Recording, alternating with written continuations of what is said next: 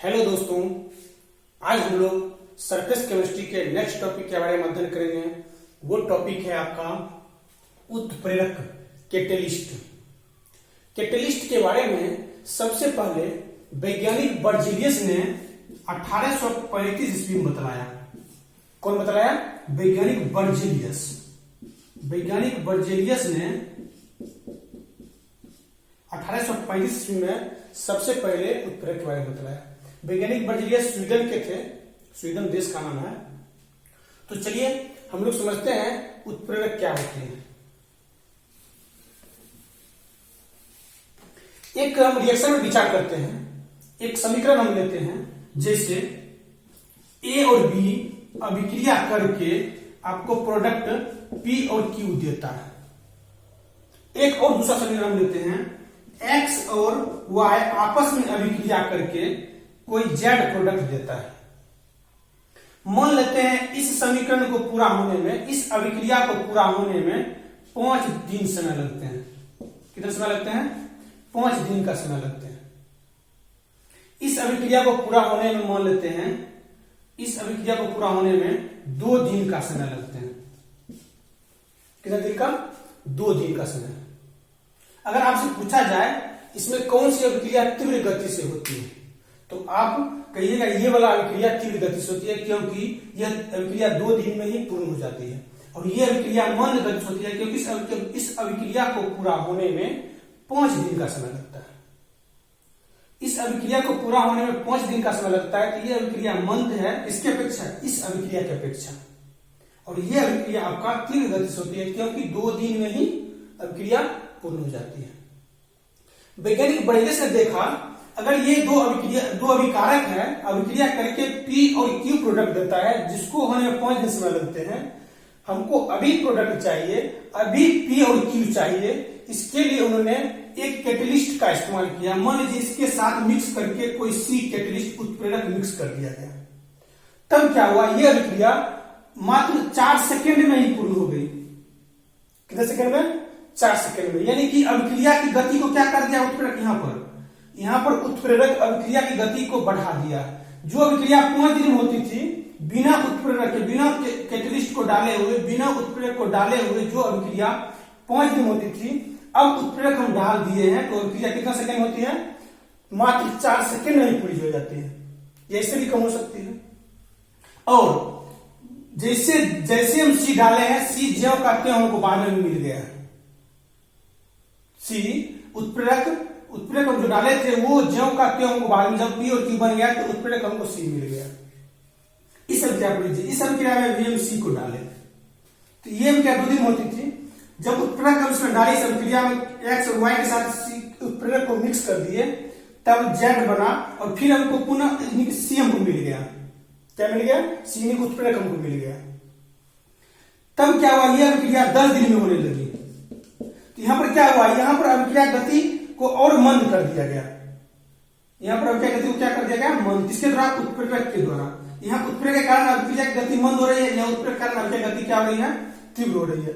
तो हम कह सकते हैं उत्प्रेरक वैसे पदार्थ हैं जो स्वयं में परिवर्तन किए बिना अभिक्रिया की गति को परिवर्तित कर देती है। फिर से समझ लीजिए, उत्प्रेरक वैसे पदार्थ हैं जो स्वयं में परिवर्तन किए बिना अभिक्रिया की गति को परिवर्तित कर देती है। अर्थात अभिक्रिया की गति को बढ़ा सकती है या अभिक्रिया गति को घटा सकती है। देखिए ना, जो अभिक्रिया बिना उत्प्रेरक के होते थे 5 दिन में, अब उत्प्रेरक डाले तो 4 दिन होने लगे, 4 सेकेंड में होने लगे। यानी कि अभिक्रिया गति को बढ़ा दिया। यहां देखिए, जो अभिक्रिया 2 दिन होते थे बिना उत्प्रेरक के, उत्प्रेरक जब डाले तब अभिक्रिया 10 दिन होने लगे। अभिक्रिया गति को क्या कर दिया? कम कर दिया, मंद कर दिया गया। तो उत्प्रेरक का दोनों काम है, अभिक्रिया की गति को बढ़ाना और घटाना। ध्यान रखिए। एक चीज और, उत्प्रेरक के काम को उत्प्रेरण कहते हैं। उत्प्रेरक के काम को क्या कहते हैं? उत्प्रेरण, कैटेलाइसिस। उत्प्रेरक के काम को उत्प्रेरण कहते हैं, कैटेलाइसिस कहते हैं। क्या कहते हैं?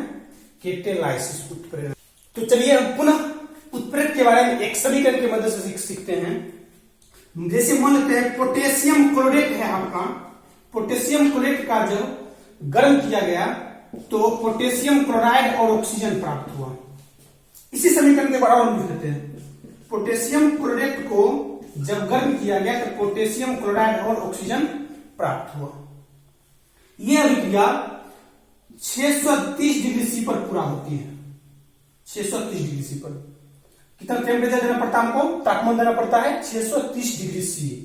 पोटेशियम क्लोराइड का जब विघटन होता है, जब इसको हम गर्म करते हैं तो ये विघटित होकर के पोटेशियम क्लोराइड और ऑक्सीजन देता है। और तापमान कितना देना पड़ता है हमको, 630 डिग्री सी। जब पोटेशियम क्लोरेट के साथ हम मैग्नीज ऑक्साइड को मिक्स कर दिए, किसको मिक्स कर दिए, MnO2 को, मैग्नीज ऑक्साइड को जब मिक्स कर दिए तब हमें मात्र 380 डिग्री सी ही टेम्परेचर देना पड़ा। जितनी अभिक्रिया, ध्यान दीजिएगा, पहले अभिक्रिया होती थी 630 डिग्री सी पर बिना उत्प्रेरक का। 630 डिग्री सी टेम्परेचर हमको देना पड़ता था, तब potassium chlorate, potassium chloride, oxygen टूट रहा है। अब हम जब मैग्नीज ऑक्साइड उत्प्रेरक को जब मिक्स कर दिए तब 380 डिग्री सी टेम्परेचर मात्र हमको देना पड़ रहा है। और मैग्नीज ऑक्साइड हमको ज्यों का त्यों मिल जाता है, ज्यों का त्यों मिल जाता है। इसलिए कहा जाता है उत्प्रेरक वैसे पदार्थ होते हैं जो स्वयं में परिवर्तन कर, देखिए जैसे उत्प्रेरक मिलेगा वैसा ही आपको मिल जाएगा और प्रोडक्ट भी बन जाएगा। उत्प्रेरक कोई, ध्यान दीजिएगा, अभिक्रिया में भाग नहीं लेता है। उत्प्रेरक अभिक्रिया में भाग नहीं लेता है। जैसे आप उत्प्रेरक को डालिएगा वैसा ही आपको फिर बाद में अभिक्रिया जब पूर्ण हो जाएगी तो मिल जाएगा। हाँ, अभिक्रिया की गति को यह प्रभावित करता है। अभिक्रिया गति को बढ़ा सकता है या घटा सकता है। तो फिर से समझ लीजिए उत्प्रेरक का परिभाषा, वैसे पदार्थ जो स्वयं में परिवर्तन किए बिना अभिक्रिया की गति को परिवर्तित करती है, अर्थात बढ़ा देती है या घटा देती है। तो चलिए हम समझते हैं उत्प्रेरक के प्रकार के बारे में। उत्प्रेरक कितने प्रकार के होते हैं? जैसा कि आप देख रहे हैं यहाँ पर, उत्प्रेरक दो प्रकार के हैं, समांगी उत्प्रेरक और विसमांगी उत्प्रेरक। समांगी उत्प्रेरक को अंग्रेजी में कहते हैं होमोजीनियस कैटेलिस्ट।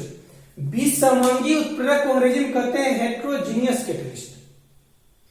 ये जो प्रकार है ये अवस्था के आधार पर है। किसके आधार पर है? अवस्था के आधार पर है। एक उदाहरण की मदद से हम सीखते हैं। जैसे एग्जांपल लीजिए, सल्फर डाइऑक्साइड का जब ऑक्सीकरण कराया जाता है तो सल्फर ट्राइऑक्साइड प्राप्त होता है नाइट्रिक ऑक्साइड की उपस्थिति में। किसके उपस्थिति में? नाइट्रिक ऑक्साइड के उपस्थिति में। एक और रिएक्शन हम लेते हैं, इथाइल एसीटेट का, ethyl acetate CH3COO2H5, ethyl acetate का जब हम जल अपघटन कराते हैं, जल अपघटन कराते हैं सांद्र H2SO4 की उपस्थिति में, सांद्र सल्फ्यूरिक अम्ल की उपस्थिति में, तब यह एसिटिक एसिड और इथाइल अल्कोहल में परिवर्तित हो जाता है। इथाइल अल्कोहल में परिवर्तित हो जाता है। एसिटिक एसिड और इथाइल अल्कोहल में परिवर्तित हो जाता है। देखिएगा, सल्फर ऑक्साइड की अवस्था गैस अवस्था है, गैसीय अवस्था। गैसीय अवस्था के लिए जी का इस्तेमाल करेंगे। ध्यान दीजिए, गैसीय अवस्था के लिए जी का इस्तेमाल करेंगे, जो सॉलिड होगा उसको एस इस्तेमाल करेंगे और जो लिक्विड होगा उसके लिए हम एल का इस्तेमाल करेंगे। तो यहां पर SO2 सल्फर डाइऑक्साइड गैसीय अवस्था में जी लिख दिए हैं, ये आपका ऑक्सीजन गैसीय अवस्था में फिर जी लिख दिए हैं। यहां पर NO जो उत्प्रेरक का काम करता है। ध्यान रखिएगा, अभिक्रिया जब लिखते हैं, जब समीकरण को लिखते हैं तो उत्प्रेरक को हम तीर के ऊपर दर्शाते हैं। तीर के चिन्ह के ऊपर दर्शा या नीचे भी आप दर्शा सकते हैं। उत्प्रेरक को हम तीर के चिन्ह के ऊपर या नीचे दर्शा सकते हैं। यहाँ पर नाइट्रिक ऑक्साइड NO है, ये भी गैसीय अवस्था में होता है। सल्फर ट्राइऑक्साइड भी गैसीय अवस्था में होता है। अभिकारक, उत्प्रेरक और उत्पाद तीनों एक ही अवस्था में है। तीनों एक ही अवस्था में, देखिए तीनों, अभिकारक, उत्प्रेरक और उत्पाद तीनों एक ही अवस्था में है, अर्थात गैसीय अवस्था में है। जब अभिकारक, उत्प्रेरक और उत्पाद तीनों एक ही अवस्था में हो तब उसे हम समांगी उत्प्रेरक कहते हैं एवं उसकी प्रक्रिया समांगी उत्प्रेरण कहलाती है। उत्प्रेरण, समांगी उत्प्रेरक के क्रम को समांगी उत्प्रेरण कहते हैं। फिर समझ लीजिएगा, जब अभिकारक, उत्प्रेरक एवं उत्पाद तीनों एक ही अवस्था में हो। एक ही अवस्था का मतलब है या तो सब गैस हो, या सब लिक्विड हो, या सब सॉलिड हो। फिर से, या सब गैस हो, या सब ठोस हो, या सब द्रव हो, तब उस उत्प्रेरक को हम समांगी उत्प्रेरक कहेंगे और प्रक्रिया, ये अभिक्रिया समांगी उत्प्रेरण कहलाएगी। दूसरा समीकरण देखिए, ये लिक्विड अवस्था में होता है, जल भी लिक्विड अवस्था में है, सल्फ्यूरिक एसिड भी लिक्विड अवस्था में होता है, एसिडिक एसिड भी लिक्विड अवस्था में होता है, इथाइल अल्कोहल लिक्विड अवस्था में होता है। अभिकारक, ये दोनों अभिकारक है, जो अभिक्रिया में भाग रहता है उसको हम अभिकारक कहते हैं। ये अभिकारक है, अभिकारक, उत्प्रेरक और उत्पाद, तीनों देखिए द्रव अवस्था में ही है, तब इस उत्प्रेरक को हम समांगी उत्प्रेरक कहेंगे। और ये जो अभिक्रिया है, ये अभिक्रिया समांगी उत्प्रेरण कहलाएगी। समांगी उत्प्रेरण, समांगी उत्प्रेरण, उत्प्रेरक के क्रम को उत्प्रेरण कहते हैं, समांगी उत्प्रेरण कहलाएगी। अब हम दूसरा अब आते हैं विषमांगी उत्प्रेरक में। किसमें आते हैं? विषमांगी उत्प्रेरक में। देखिए, विषमांगी उत्प्रेरक, इसको हम उदाहरण की मदद से सीखेंगे। जैसे हम N2 की अभिक्रिया H2 के साथ कराते हैं, तब हमको अमोनिया गैस प्राप्त होती है। अमोनिया गैस बैलेंस कर लीजिए, यहां पर 3 से गुना करेंगे, बैलेंस हो जाएगा। जब नाइट्रोजन की अभिक्रिया, नाइट्रोजन गैस की अभिक्रिया हाइड्रोजन के साथ कराई जाती है, तब अमोनिया गैस प्राप्त होती है। लौह चूर्ण का प्रयोग हम करते हैं इस अभिक्रिया की गति को बढ़ाने के लिए। इस अभिक्रिया की गति को बढ़ाने के लिए किसका प्रयोग करते हैं? लौह चूर्ण, Fe चूर्ण, लोहा के चूर्ण का प्रयोग करते हैं, लोहा का डस्ट का प्रयोग करते हैं। यहां पर Fe उत्प्रेरक का काम करता है। ध्यान दीजिए, नाइट्रोजन गैसीय अवस्था में है, हाइड्रोजन गैसीय अवस्था में है, लोहा जो होता है आप जानते हैं सॉलिड होता है, ठोस होता है, और अमोनिया गैस अवस्था में होता है। अब ध्यान दीजिए, अभिकारक, उत्प्रेरक और उत्पाद तीनों अलग अलग अवस्था में है। अर्थात ये आपका अभिकारक और उत्पाद गैसीय अवस्था में, उत्प्रेरक क्या हो गया? ठोस अवस्था में। कोई भी तीनों में, अभिकारक, उत्प्रेरक और उत्पाद, तीनों में कोई भी एक अलग अवस्था में अगर आ जाता है, तब हम उस उत्प्रेरक को विषमांगी उत्प्रेरक कहते हैं एवं प्रक्रिया विषमांगी उत्प्रेरण कहलाती है। ये अभिक्रिया विषमांगी उत्प्रेरण है। कौन सी अभिक्रिया? ये विषमांगी उत्प्रेरण। क्यों? क्योंकि यह ठोस अवस्था में। अगर ये गैस अवस्था में रहता तब समांगी उत्प्रेरण कहलाता, अर्थात इस उत्प्रेरक को समांगी उत्प्रेरक कहते, लेकिन इसको क्या कहेंगे हम? अभी विषमांगी उत्प्रेरक कहेंगे, क्योंकि यह ठोस अवस्था में है और ये दोनों क्या है? गैसीय अवस्था में। एक और उदाहरण लेते हैं। जब हम अमोनिया गैस को रिएक्शन कराते हैं, अमोनिया गैस को जब जलाते हैं, तो हमको नाइट्रिक ऑक्साइड और जल प्राप्त होता है, और यह हम प्लेटिनम धातु की उपस्थिति में कराते हैं, यानी कि पीटी को डालते हैं। पीटी, प्लेटिनम धातु, ये आपका गैसीय अवस्था में है, ये आपका गैसीय अवस्था में है, ये आपका सॉलिड है, ये आपका गैसीय अवस्था में है, ये आपका लिक्विड है। अब देखिए, अभिकारक, उत्प्रेरक और उत्पाद तीनों अलग अलग अवस्था में है, तब इस उत्प्रेरक को विषमांगी उत्प्रेरक कहेंगे और यह प्रक्रिया विषमांगी उत्प्रेरण कहलाएगी। समझ गए?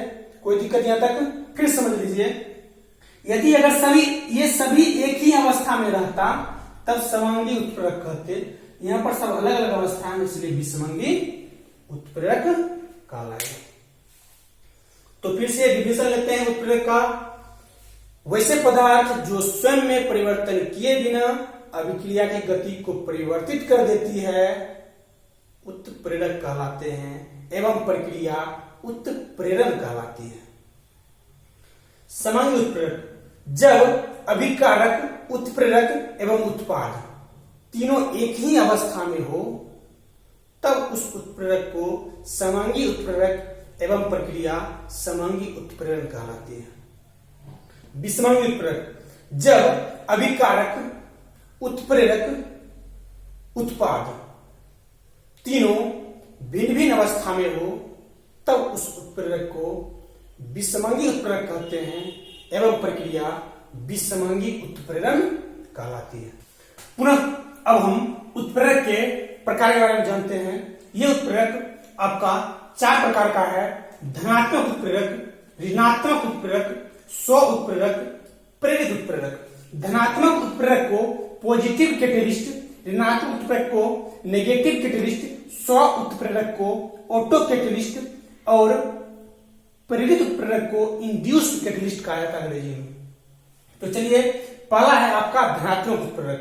तो धनात्मक उत्प्रेरक का परिभाषा होगा वैसे उत्प्रेरक जो अभिक्रिया की गति को बढ़ा देता है। वैसे उत्प्रेरक जो अभिक्रिया की गति को बढ़ा देता है धनात्मक उत्प्रेरक कहलाते हैं एवं प्रक्रिया धनात्मक उत्प्रेरण कहलाती है। तो इसका उदाहरण लेते हैं। जैसे पोटेशियम क्लोरेट को जब हम हीट करते हैं, गर्म करते हैं, जब हम पोटेशियम क्लोरेट को हीट करते हैं, जब पोटेशियम क्लोरेट को जब हम हीट करते हैं और मैंगनीज ऑक्साइड मिश्रित करके, तो यहां पर मैंगनीज ऑक्साइड आपका धनात्मक उत्प्रेरक का काम करता है। किसका काम करता है? प्लस उत्प्रेरक का काम करता है। कैसे? यह मैंगनीज ऑक्साइड इस अभिक्रिया की गति को बढ़ा देती है। यहां पर मैंगनीज ऑक्साइड अभिक्रिया की गति को क्या करती है? बढ़ा देती है। तो मैंगनीज ऑक्साइड आपका धनात्मक उत्प्रेरक है। दूसरा उदाहरण लेते हैं हम। जब हम अमोनिया का उत्पादन करते हैं हेबर्ट विधि से, तो हम लौह चूर्ण का प्रयोग करते हैं Fe, लौह चूर्ण, लोहा का चूर्ण का। N2 लिखे हैं प्लस H2, तो अमोनिया गैस प्राप्त होता है हमको 2NH3। तो यहां पर लोहा इस अभिक्रिया गति को बढ़ाने का काम करती है। यहां पर लोहा क्या काम करती है? इस अभिक्रिया गति को बढ़ने का काम करती है। तो यहां पर लौह चूर्ण को हम धनात्मक उत्प्रेरक कहेंगे, प्लस उत्प्रेरक। कोई दिक्कत? चलिए, अब दूसरा ऋणात्मक उत्प्रेरक। वैसे उत्प्रेरक जो अभिक्रिया की गति को कम कर देती है। अभिक्रिया गति को क्या कर देती है? कम कर देती है। ऋणात्मक उत्प्रेरक कहलाते हैं एवं प्रक्रिया ऋणात्मक उत्प्रेरण कहलाती है। अब इसका उदाहरण लेते हैं। जैसे हाइड्रोजन पेरोक्साइड लेते हैं। क्या लेते हैं? Hydrogen peroxide H2O2। H2O2 यह जल और ऑक्सीजन में विघटित हो जाता है। जल और किसमें? ऑक्सीजन में विघटित हो जाता है। H2O2 जल और ऑक्सीजन में विघटित हो जाता है। इस विघटन को रोकने के लिए हम जल में ग्लिसरॉल मिला देते हैं। ग्लिसरॉल क्या मिलाते हैं? ग्लिसरॉल मिला देते हैं। ये अल्कोहल होता है ग्लिसरॉल। ग्लिसरॉल का सूत्र होता है CH2OH single bond CH CH2OH। यह एक प्रकार का ट्राइहाइड्रिक अल्कोहल है। 3 OH अल्कोहल ग्रुप लगा रहता है। ये ट्राइहाइड्रिक अल्कोहल है।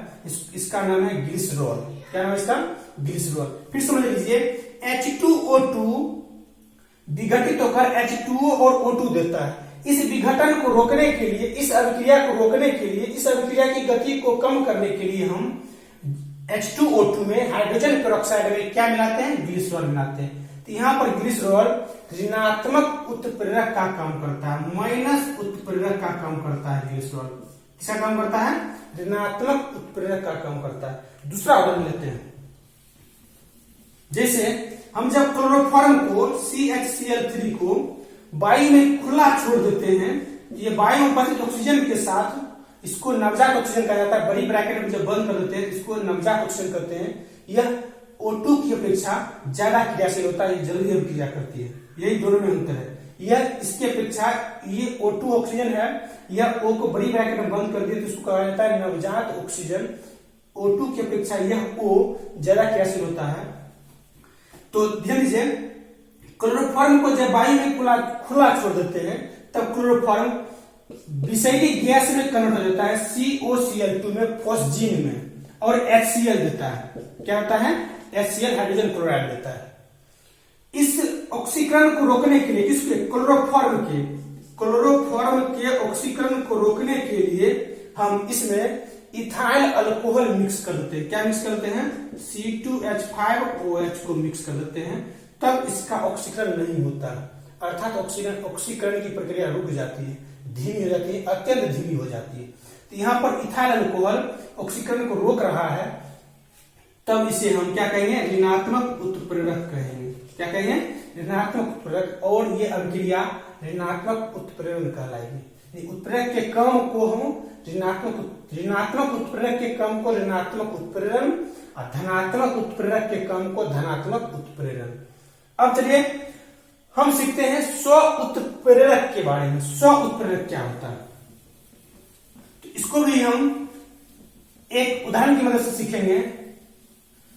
स्व उत्प्रेरक के बारे में हम एक उदाहरण की मदद सीखेंगे। जैसे हम लेते हैं इथाइल एसीटेट CH3COO C2H5, इसका हाइड्रोलाइसिस कराते हैं H2O के साथ, तब ये एसिटिक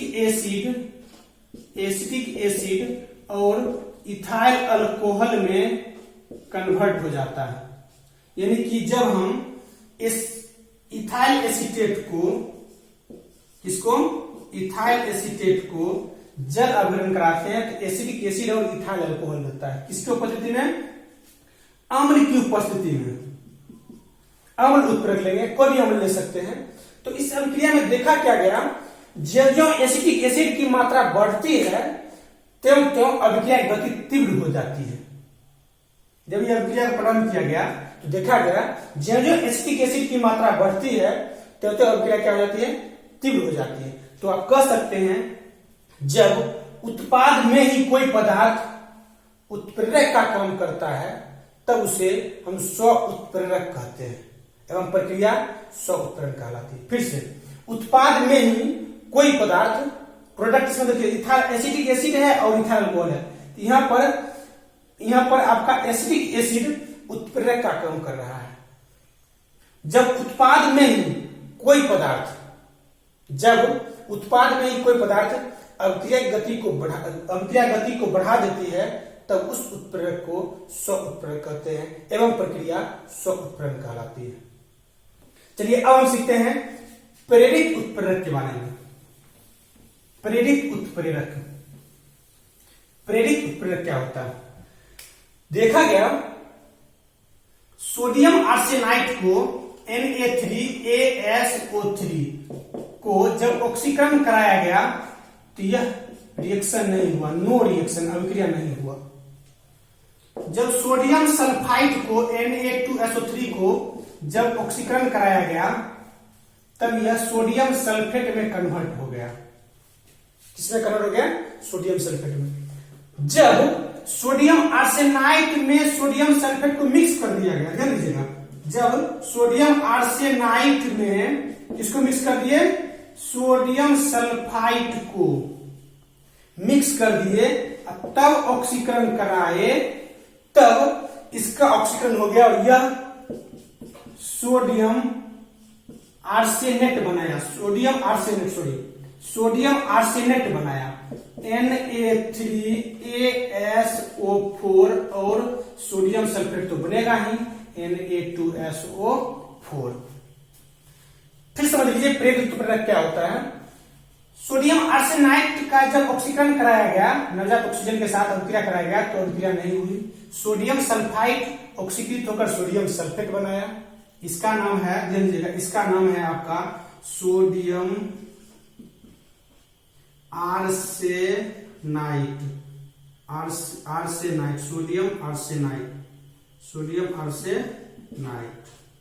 इसका नाम है आपका सोडियम सल्फाइड।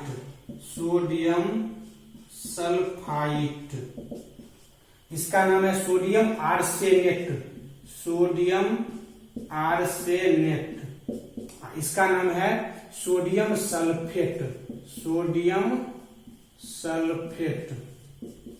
तो समझिए, जब सोडियम आर्सेनाइड का ऑक्सीकरण कराया गया तो ऑक्सीकरण नहीं हुआ, नो रिएक्शन। जब सोडियम सल्फाइड का ऑक्सीकरण कराया गया सोडियम सल्फेट बना। जब सोडियम आर्सेनाइड में सोडियम सल्फाइड को मिक्स कर दिया गया तो दोनों का ऑक्सीकरण हुआ। तो ध्यान दीजिएगा, इसका ऑक्सीकरण हो रहा है, पहले से ही हो रहा है, इसका नहीं होता था कि ये बदल गया सोडियम आर्सेनेट में।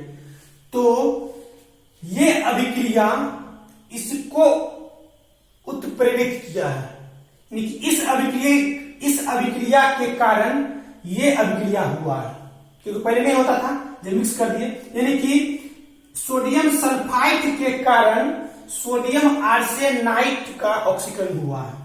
सोडियम सल्फाइड के कारण सोडियम आर्सेनाइट का ऑक्सीकरण हुआ है। परिभाषा समझ लीजिएगा। अब जब कोई एक अभिक्रिया दूसरे अभिक्रिया के गति को बढ़ा देता है, तब पहले अभिक्रिया को प्रेरित उत्प्रेरक कहते हैं एवं प्रक्रिया प्रेरित उत्प्रेरण कहलाती है। यहां पर ये प्रेरित उत्प्रेरक का काम कर रहा है, क्योंकि ये प्रेरित कर रहा है इसको किसमें बदलने के लिए, सोडियम आर्सेनेट में बदलने के लिए। सोडियम सल्फाइड के कारण सोडियम आर्सेनाइट सोडियम आर्सेनेट में बदल गया है। जब एक अभिक्रिया जिस दूसरे अभिक्रिया गति को बढ़ा देती है, तो पहले अभिक्रिया को प्रेरित उत्प्रेरक एवं प्रक्रिया प्रेरित उत्प्रेरण कहलाती है। तो ये था हमारा उत्प्रेरक की जानकारी। उत्प्रेरक का प्रकार पहले पढ़े थे। उत्प्रेरक का प्रकार वो अवस्था के आधार पर था। अभिकारक, उत्प्रेरक और उत्पाद तीनों अलग अलग अवस्था में थे, तो विषमंगी उत्प्रेरक, और तीनों एक ही अवस्था में थे तो समंगी उत्प्रेरक हम बोलते थे। और ये जो उत्प्रेरक का प्रकार है, ये गति को प्रभावित करने के आधार पर है। गति को बढ़ा देता है तो धनात्मक, गति को घटा देता है तो ऋणात्मक। जब उत्पाद में ही कोई पदार्थ अभिक्रिया गति को बढ़ा देता है तो स्वउत्प्रेरक। जब कोई एक अभिक्रिया दूसरे अभिक्रिया गति को बढ़ा देता है तो पहली अभिक्रिया को प्रेरित उत्प्रेरक एवं प्रक्रिया प्रेरित उत्प्रेरण कहलाती है। प्रेरित उत्प्रेरण कहलाती है। चलिए।